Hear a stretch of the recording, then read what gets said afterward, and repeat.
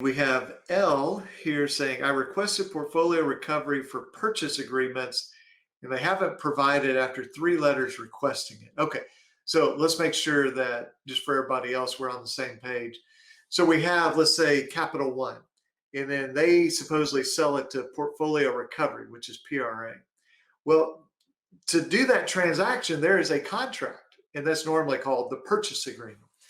And so what L has done here is requested that purchase agreement. It looks like 3 times, and they've not provided. And I'll just tell you, I would be shocked if they ever provide it to you because they guard those things very, very closely. And there's a number of reasons for that. But what I'd say to you is if you're not in a lawsuit with them, but you're sending them sort of validation, verification type letters, you can ask for the purchase agreement. I would just explain why you need it. Okay. I would like to see a copy of the purchase agreement because now maybe it's because I never had a debt or because somebody else is collecting this. So I don't think that you guys, portfolio, actually own this debt, because I'm getting letters from Midland Funding and XYZ and all these other places.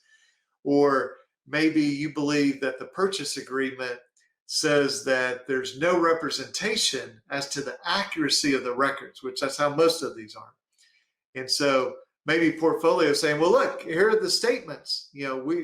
We've attached 3 statements, and that proves that we own the debt. And these are, the gospel truth here. Well, you may say, I want to see the purchase agreement because I think it says that remember my example, Capital One and portfolio, maybe Capital One says we don't make any representation that any of the documents or information we're providing you, portfolio, are accurate. You're buying these as is, okay?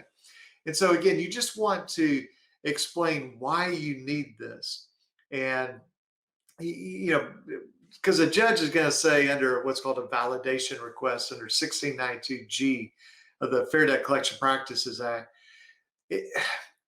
unfortunately, the judges have said they don't have to do very much. I mean, in a sense, they just sort of like ask themselves, well, do we own the debt? Yep, we own the debt. Okay, now it's been validated. So you want to be more specific and explain why you need this, because oftentimes that will put them in a little bit of a spot where it makes it harder for them to not produce it. And then here's the other thing. If they just refuse to produce it and then they sue you, and then at trial, you're pointing out to the judge, they don't have the purchase agreement. They'll say, oh, well, purchase agreement, it's not important and we don't need to bring it. And then you bring all your letters to court. Like, judge, I asked them 4 or 5 times for this, told them why I needed it. They refused to give it. And then they sued me. Now the judge is going, that's kind of weird. Why would they not produce that? So hope that that's helpful to you.